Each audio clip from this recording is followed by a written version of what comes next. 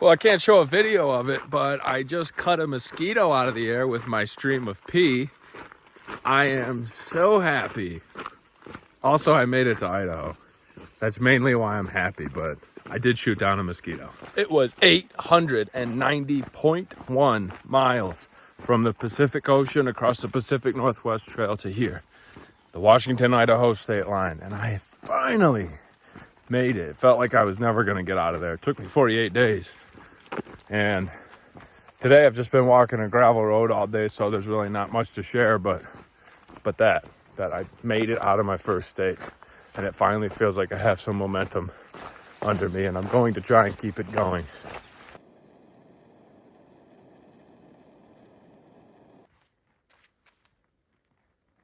Well, the guy that was camped next to me last night set an alarm for 4:30, so I got up at 4:30 as well. And I was staying at Priest Lake. This cool morning, water over the lake. And I walked up this gravel road till it turned to a path, and then the path until it turned to a trail. And now the trail's disappeared. There's the trail. I'm on the Lions Creek bushwhack, which is famously the worst maintained part of this route. And it's like 5 more miles. And then I'm supposed to be on some more maintained trail, but until then, I'm just pushing through all this brush and then eventually climbing that pig behind me to go up and over.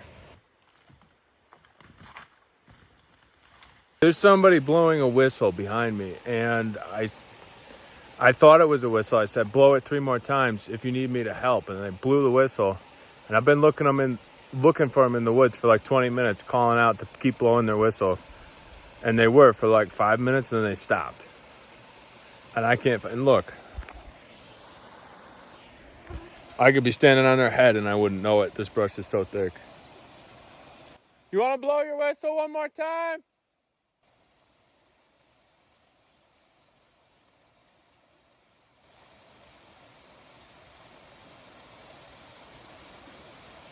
It wasn't a bird. I've been out here for weeks and I know what birds sound like. And he started blowing the whistle when I asked him to, and then he stopped. All right, I'm leaving now.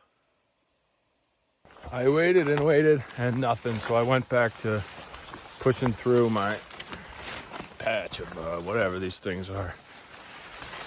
And that's what I'm doing now. Pushing my way up this hill, through this brush.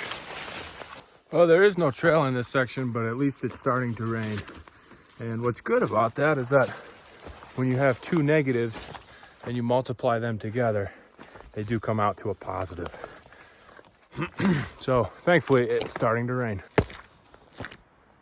I don't know whatever became of Whistle Man, or if he was ever there to begin with. It could have been a crow who heard a whistle and was imitating the noise to mess with me. Could have been a person who changed their mind or couldn't blow their whistle anymore. I had to beat the sunset, and I barely did. I got to the top just as it was dropping behind the granite peaks of the Selkirk Mountains. Pretty nice. I made it to the top. Just as the sun's going down too, so now go down the other side, find a place to camp. By the time I finally found this place, I'd been using my headlamp for about 40 minutes. I went through the first campsite and someone was having a family reunion, so it was full. And then the second campsite, there was a place to put my tent. I got up late the next morning, tore it down, and started heading toward town, Bonner's Ferry. In spite of the bushwhack and finding my way on the ridge under a headlamp the day before, I still appreciated the quality of the trails in Idaho, more so than those in eastern Washington. I was very satisfied with the pace I was making through eastern Washington on all of those gravel roads. But now that I'm back on single-track trail, it feels like wilderness travel once again. And an open-air wilderness, too, where you get vistas for miles and miles, seeing your entire day at once. Starting at the end, there's the Kootenai River, and then I think that's Parker Ridge, and then I have these 2 guys to climb. And this ridge leads right back to here. So I can see my entire day. Over this one, over this one, over that one, down to the river. And then I'm done. Now all that's left is to do it.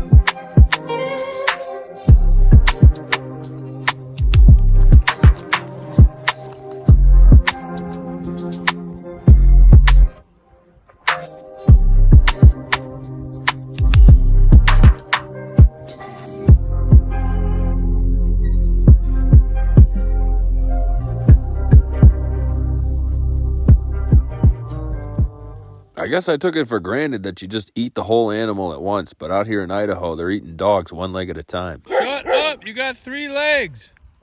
I knocked on this farmhouse door and secured permission to camp out back behind the barn. I took off my socks immediately and saw how bad the damage was from walking in wet feet all day. Could be much worse. It drought out overnight while I slept, and true to my word to the farmer, I broke down my camp first thing in the morning, packed up my tent, and started the walk and hitchhike down to Bonner's Ferry. Before I could even get to Highway 95 where I'd catch a ride to the town, the Border Patrol stopped, and I thought he was going to question me or harass me or something because we are so close to the Canada border, but he was just saying hello and telling me I could hitch a ride down to Bonner's Ferry with someone local. First car, after I stuck my thumb out, picked me up and gave me a ride into Bonner's Ferry where I am now. I'm going to church here and then picking up my box from the fella down in Sandpoint that held on to it for me. That guy that gave me a ride, Tom Jones, really sweet dude, owns a farm out here, and he get me a breakfast sandwich and a coffee too, so really nice town so far.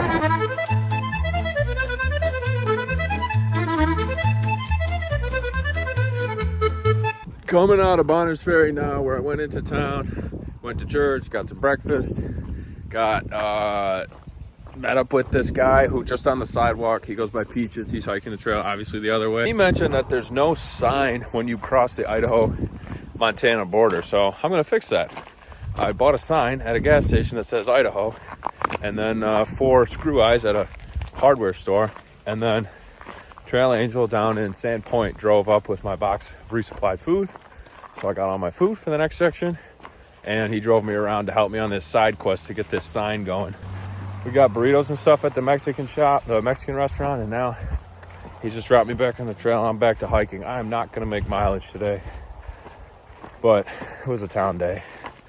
I guess I took a bit of a break today. Didn't mean to, but ended up staying most of the day in town. And now that I'm finally hiking back out, we'll see. I'll be camping pretty soon. Well, as I was walking out of town yesterday, I found a straw hat on the ground, and I reached down to see if it fit. And I was there for a minute because I was checking the map too, and something growled at me from the bushes, and then this dude popped his head up. He'd been picking berries, and then I looked at him, and he looked at me, and we both kind of startled each other, like, how long have you been there? Because we didn't hear each other, and then he was all nervous, and we smoothed things over, and I asked him if I could shoot his gun, and I shot the hat, but I missed. But I did get to shoot his gun, and I ended up getting to camp really late. It was like midnight, and now it's late the next morning. I'm going to get started walking, but I'll hit Montana today. This is my last day in Idaho.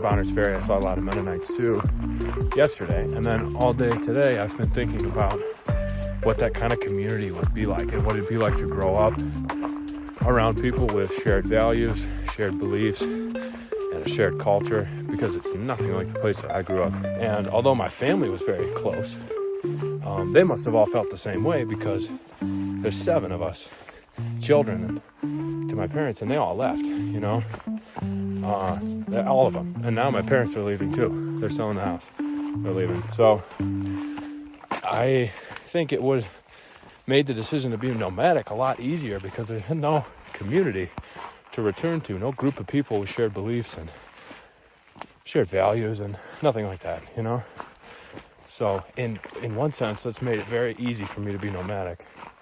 But on the other side of it, I do wonder what it would be like to be a part of that community, really ingrained in it, because it's not like you can convert. It's not like you can join up. It won't be the same. It's like learning a second language. Once you're an adult, your accent's never going to be perfect.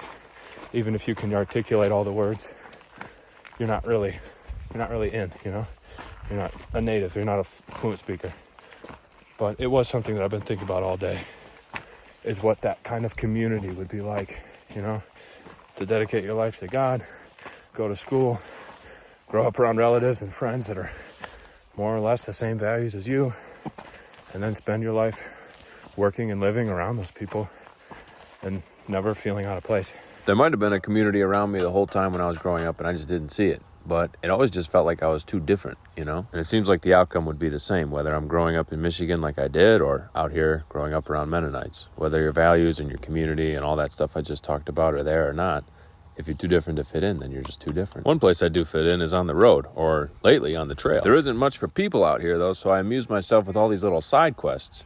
The most recent one was this Idaho sign that I took it upon myself to put up on a tree so that people going westbound would know when they'd crossed into the state. Putting the last few turns on these screw eyes, and then I'm done with Idaho. So if you're going this way, you're going to have a sign, and you'll know when you get here. I want to give Idaho its own video because I did like it. It was very scenic, and in spite of the rain, I really did enjoy the beauty here. And it just was such a difference of like cleaner air and beautiful water and everything as soon as I came over from Washington. But it also could be that I was in Washington for so long, I was just ready to get out. So I like this place. I'm giving it its own video. Next time you hear from me, I'll be further into Montana.